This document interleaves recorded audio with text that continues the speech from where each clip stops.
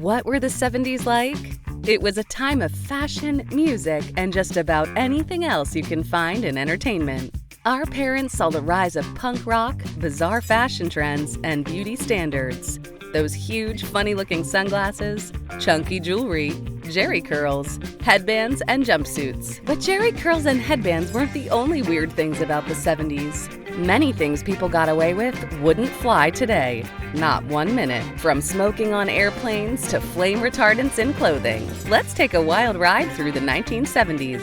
The bad habits, the weird beauty standards, and lifestyle choices that would make you gasp and say, what were they thinking? Imagine settling into your airplane seat, checking your luggage, buckling up, and, unbelievably, lighting a cigarette. Seems crazy today, but in the 1970s, smoking on planes was not only allowed, but also shockingly common. In fact, most airplanes had specific sections for smoking or non-smoking. And yes, flight attendants were mandated to hand out ashtrays, along with the peanuts and soda passengers got. Why was this allowed to happen? Well, let's just say in the 1970s, the dangers of secondhand smoke weren't well understood. So flight attendants had to walk through clouds of cigarette smoke as they moved through the plane. But after a while, many attendants started reporting health problems, from respiratory issues to nausea, due to their exposure to secondhand smoke. Unsurprisingly, in 1973, the U.S. Surgeon General issued a report highlighting the risks of secondhand smoke. This marked a turning point in the debate over smoking on airplanes. Airlines began to restrict smoking, and by the late 1980s, smoking was banned on domestic flights. But lighting up on planes was just the tip of the iceberg. Wait until you hear about when kids could buy their parents cigarettes. No questions asked. In the old days, it was common for kids to walk into stores, hand the cashier a note from their parents, and walk out with a pack of cigarettes and some milk, bread, and cheese if you like. No ID required, no questions asked. It was just another chore, like picking up groceries or walking the dog. And if kids couldn't make it to the store, no problem. Cigarette vending machines were everywhere. In restaurants, bowling alleys, and gas stations. Kids could just pop in some coins and grab a pack of smokes for mom or dad. It's easy to see why this wasn't considered weird. Smoking was very much a part of everyday life in those days. Everyone and anyone could grab a pack of smokes and draw to get a few puffs. Everyone, parents, teachers, even doctors. So it wasn't weird for kids to buy cigarettes for their parents. But of course, things would change as soon as smoking became the thing everyone wasn't supposed to be doing. Kids weren't supposed to be buying cigarettes for their parents. If you think kids buying cigarettes in the 70s was wild, then what would you think if you knew they used railroad tracks as a playground? Who needs a jungle gym when you've got train tracks to balance on? Childhood in the 70s was a time of joy, innocence, and wild imagination. Sometimes the fun was innocent, sometimes not so innocent. Shockingly, kids sometimes used railroad tracks as an extension of the playground. They'd walk along the rails trying to keep their balance, or use the tracks as a shortcut to school. These walks were a rite of passage, a test of bravery, and a way to prove themselves to friends. Other kids would even place pennies on the rails to see them get flattened by passing trains. It was a thrilling and terrifying spectacle, with the train's wheels screeching and the penny squished into a tiny, misshapen disc. Who needs a roller coaster when you've got a train and a penny? Of course, no kid could go near a train these days. Parents would never let their kids near the tracks, and railroad companies have cracked down on trespassing. What was once the playground is no longer the playground. This is no doubt a reminder that childhood is all about wild risks, breaking boundaries, and sometimes cheating death. But kids didn't have to cheat death on the railroad. It was everywhere, even in schools. We already know smoking wasn't a big deal in the early 70s, but we probably don't know that some high schools have designated smoking areas for students.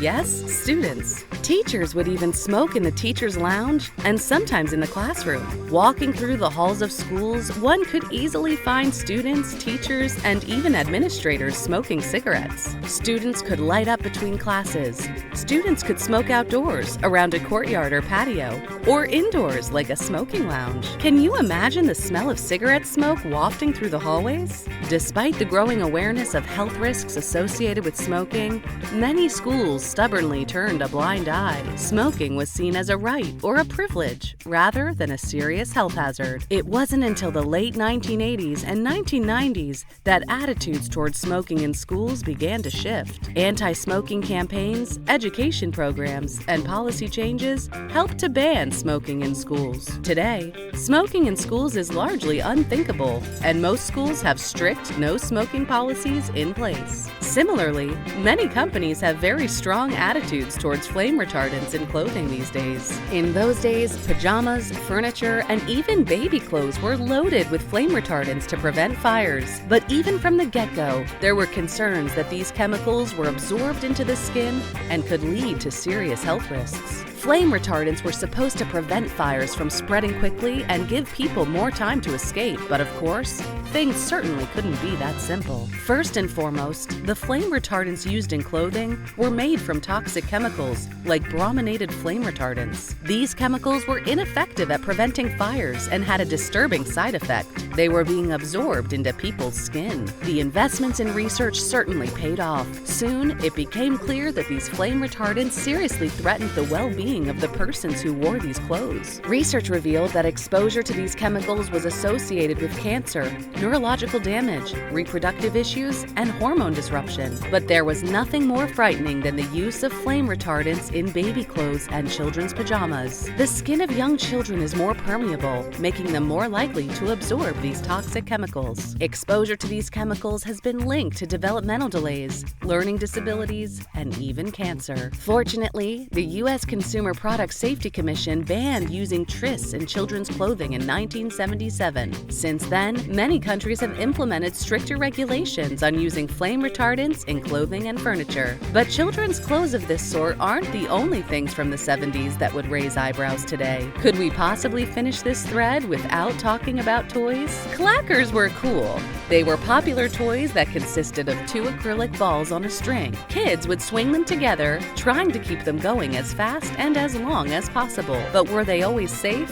Certainly not. They could be dangerous, and schools eventually banned them. They certainly didn't go out of fashion even after they were declared unsafe and banned. Kids loved clackers because they were easy to use, yet challenging to master. The clicking sound was mesmerizing, and the thrill of trying to keep the balls swinging in sync was addictive. For a long time, clackers could still be found on playgrounds, in classrooms, and even at home. But then kids soon grew tired of the fact that the swinging balls could easily hit them in the face, causing injuries ranging from bruises to broken noses. The noise level was also a concern, as the constant clicking could be distracting and disruptive. As injuries and complaints mounted, schools began to take action. Many schools banned clackers from their premises, citing safety concerns and disruptions to the learning environment. The ban was a disappointment to kids, but it also marked the beginning of the end for clackers. Unlike clackers, cyclamates were sweeteners that were banned because studies found out they could cause cancer.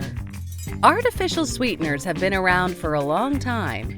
Before the 1970s, cyclamates could be found in everything from low-calorie foods to diet sodas. It all started in the 1950s and 1960s when they were marketed as the go-to artificial sweetener for diet sodas, low-calorie foods, and table sweeteners. They were considered a safe and healthy alternative to sugar, with a sweetness 30 times greater than sugar. They were used in various products from diet sodas like Tab and Fresca to low-calorie desserts and sugar-free gum. In February 1969, a study suggested that cyclamates might be linked to cancer in laboratory animals. This sparked widespread concern, and in 1970, the U.S. FDA banned using cyclamates in food and beverages. The cyclamate ban led to a significant shift in the artificial sweetener market. Other sweeteners like saccharin and aspartame gained popularity, while cyclamates were relegated to the history books. But cyclamates aren't the only substances to be banned as a result of their harmfulness. The following year, lead-based paints would be outlawed. Lead-based paint was once a thing. It was used on walls, toys, and even cribs. It made colors more vibrant and lasted longer. But nobody thought twice about small children chewing on those lead-covered toys. And of course, that was precisely the problem. Before it was eventually banned, it was a staple in many industries, including construction, manufacturing, and art. It was used extensively in homes, schools, and public buildings. The toxic lead particles would flake off, releasing poisonous dust that could be ingested or inhaled. As children chewed on these items, they would ingest the toxic lead, putting their health at risk. Many health professionals began to associate lead-based paints with all sorts of illnesses and disabilities, including developmental delays, learning disabilities, behavioral problems, organ damage, and even death. As the dangers of lead-based paint became more apparent, governments and health organizations began to take action. In 1971, the U.S. banned using lead-based paint in residential buildings. In 1978, the U.S. Consumer Product Safety Commission banned using lead-based paint in toys and furniture. And of course, paints were not the only substances with lead. Gasoline, too. Every gas station pumped leaded gasoline, which helped cars run smoother, but polluted the air and caused serious health issues that were ignored for a long time. Indeed, many studies would go on to prove that lead exposure caused developmental problems in kids, leading to a slow phase-out.